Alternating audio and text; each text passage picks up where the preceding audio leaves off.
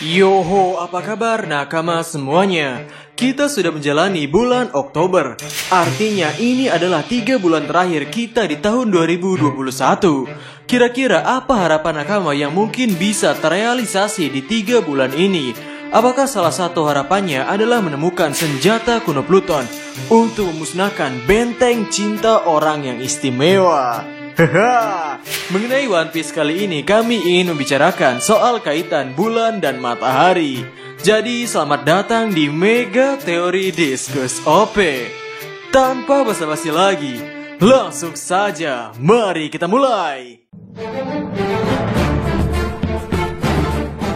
One Piece ini kalau dilihat secara keseluruhan terlihat seperti manga shonen biasa. Manga shonen yang terdapat action, komedi, konflik, dan lain-lain.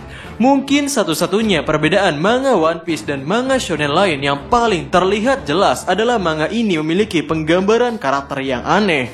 Ambil contoh di arc Wano Kuni ini, Kaido dan 3 komandan bencananya memiliki badan yang kekar namun kakinya seperti kaki ayam. Belum lagi dengan penggambaran Trebol yang benar-benar aneh. Saking anehnya, kami tidak sanggup makan sambil menonton Trebol. Namun jika dilihat secara detail, ada banyak aspek yang membuat manga One Piece begitu berbeda dengan manga shonen pada umumnya. Baru-baru ini, tepatnya di One Piece chapter 1018, Eiichiro Oda menyinggung unsur yang akhirnya membuat hal itu terkesan sangat penting, yakni matahari. Husu membicarakan soal kehadiran Dewa Matahari Nika yang dikatakan membawakan kebahagiaan. Husu juga mencoba mengkaitkan Sun God Nika dengan bajak laut matahari, khususnya Fisher Tiger. Di Fishman Island itu sendiri, Fishman Island ada di bawah permukaan laut sejauh 10.000 meter. Cahaya yang didapat dari pulau Fishman ini didapat dari akar pohon matahari Hawa. Dengan cahaya seperti itu membuat para penduduk terinspirasi untuk merasakan secara langsung bagaimana rasanya hidup langsung di bawah sinar matahari. Dan manusia ikan yang hadir di situ membangun bajak laut dengan nama bajak laut matahari. Ya, terdapat pohon Hawa di Fishman Island. Dan kita tahu di dunia ini terdapat pohon Adam, yang mana pohon Adam memiliki kualitas kayu terbaik. Dan kayu yang digunakan untuk membuat Tosan Sani adalah dari pohon Adam.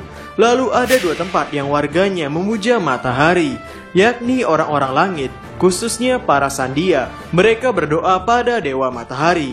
Kemudian orang-orang Elbaf juga berdoa pada Dewa Matahari. Bahkan mereka juga melakukan puasa. Kemudian kerajaan Arabasta, kerajaan yang sepertinya sudah dari dulu ada, salah satu kerajaan yang menolak tinggal di Marijoa. Kerajaan ini memiliki bendera matahari. Di arc Arabasta itu sendiri, bendera seperti ini bukan hanya terlihat pada bendera, melainkan pada baju milik Sanji dan tameng milik prajurit Arabasta. Ya, kemudian untuk kerajaan Dressrosa, kerajaan yang kelihatannya sistemnya agak mirip seperti Arabasta ini, sepertinya memiliki keterkaitan dengan matahari. Kita memang tidak ditunjukkan bendera dari kerajaan Dressrosa, namun di kerajaan Dressrosa sangat dekat dengan bunga matahari. Bahkan ada satu kebun penuh akan bunga matahari di halaman kerajaan. Lalu untuk lambang klan Kozuki terdapat logo seperti kerajaan Arabasta. Ya, tidak persis seperti Arabasta, tapi poinnya terdapat 1 lingkaran besar dan 8 lingkaran kecil yang mengelilinginya. Ya, namun Wano Kuni sepertinya bukan hanya berkaitan dengan matahari. Wano didesain berkaitan dengan bulan, sebagaimana Kozuki Toki menggunakan ramalan yang kata-katanya berkaitan dengan cahaya bulan. Lalu pertempuran yang terjadi di malam hari. Kemudian tato bulan sabit sebagai tanda pengenal mereka yang mengikuti Oden Kozuki. Bahkan 5 dari 6 keluarga di Wano Kuni seperti Kozuki, Amatsuki, Shimotsuki, dan lain-lain. Keluarga-keluarga tersebut memiliki nama akhiran bulan. Jadi kok bisa di logo Kozuki terdapat logo yang mirip seperti Arabasta? Rasanya aman bagi kita untuk mengatakan bahwa ini tandanya Wano Kuni mengalami terjadinya pertukaran budaya dengan kerajaan seperti Arabasta. Dikatakan bahwa sebelum Wano Kuni ditutup, Wano Kuni pernah berhubungan dengan dunia luar. Bahkan Wano Kuni adalah pusat dunia, pusat perdagangan, sehingga sepertinya wajar jika ada budaya yang masuk ke dalam negeri ini, sehingga wajar juga jika Wano Kuni memiliki relasi dengan dunia.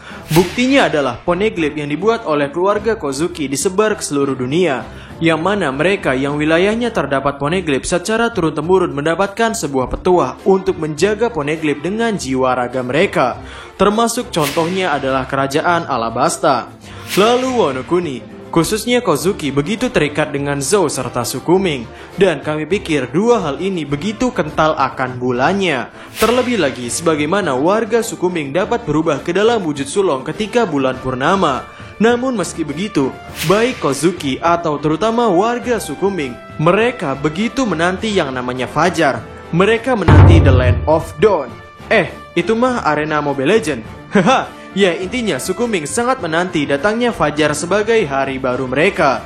Lalu pada suku Shandia, kita memiliki orang-orang yang menjaga Shandora serta poneglyph yang terdapat di jantung kota yang berkaitan dengan lonceng emas suci. Shandora dikatakan sebagai kota emas. Ya, kita mendapatkan cerita dari masa lalu bagaimana Shandora ini berlapis emas. Namun ketika cerita Skypiea berjalan, kita sama sekali tidak mendapatkan informasi mengenai leluhur Shandia yang berkaitan dengan keberadaan Shandora. Kita tidak mendapatkan sebuah cerita di mana leluhur Shandia adalah leluhur yang terampil. Satu-satunya informasi yang kita miliki seputar leluhur Shandia adalah leluhur Shandia yang menyuruh anak cucunya untuk menjaga poneglyph dengan nyawa mereka. Dan Wano Kuni disebut sebagai negara emas. Sehingga apakah mungkin alasan kenapa Shandora memiliki struktur bangunan yang menakjubkan seperti itu?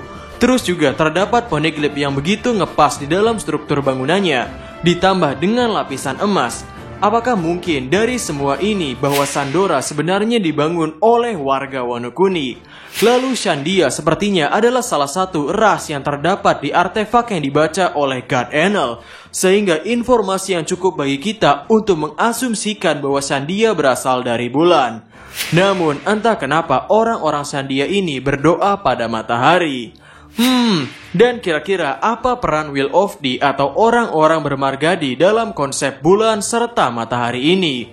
Mungkin kita bahas terlebih dahulu mengenai Kurohige. Ia adalah orang bermargadi yang benar-benar didesain berbanding terbalik dengan Monkey D. Luffy. Dan secara desain awal, Oda menceritakan Kurohige begitu terikat dengan bulan.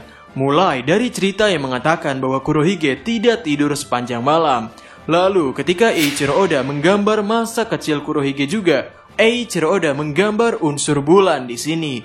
Dan sebaliknya, Luffy adalah orang-orang bermargadi yang begitu terikat dengan matahari, khususnya Dewa Matahari Nika. Mungkin kami tidak perlu menjelaskan secara detail keterkaitannya karena kami sudah pernah membahasnya di video sebelumnya. Sehingga mungkin dengan kehadiran Kurohige serta Luffy ini, ada nakama yang bertanya, apakah ini artinya matahari dan bulan tidak bisa bersatu? Secara harfiah tidak seperti itu. Karena Kozuki yang berkaitan dengan bulan membuat poneglyph dan menyerahkan poneglyph ke negara yang berkaitan erat dengan matahari, seperti Arabasta dan Shandia. Untuk kasus Kurohige, kami agak kebingungan karena ia adalah sosok yang dekat dengan bulan. Dirinya berkaitan dengan buah setan kegelapan. Dalam pertempurannya melawan es, di sana terdapat pesan tersirat yang sangat besar. Podcast di es menggunakan teknik terakhir yang bernama Dai Enkai Entei, sebuah teknik yang menyerupai matahari. Namun dengan teknik seperti itu, Kurohige dengan kegelapan mampu memenangkan pertempuran. Sehingga kesimpulannya adalah, matahari dan bulan memiliki keterkaitan yang erat dalam cerita ini, khususnya oleh orang-orang Ming, Wano Kuni, Shandia, Arabasta, dan masih banyak lagi. Teruntuk orang-orang bermargadi yang berkaitan dengan matahari seperti Monkey D. Luffy dan Kurohige yang berkaitan dengan bulan, kami masih belum memiliki poin lanjutan. Ada kemungkinan kami akan membahasnya lagi seputar arti mendalam matahari Luffy dan bulan Kurohige. Ya, sehingga itu saja video untuk hari ini.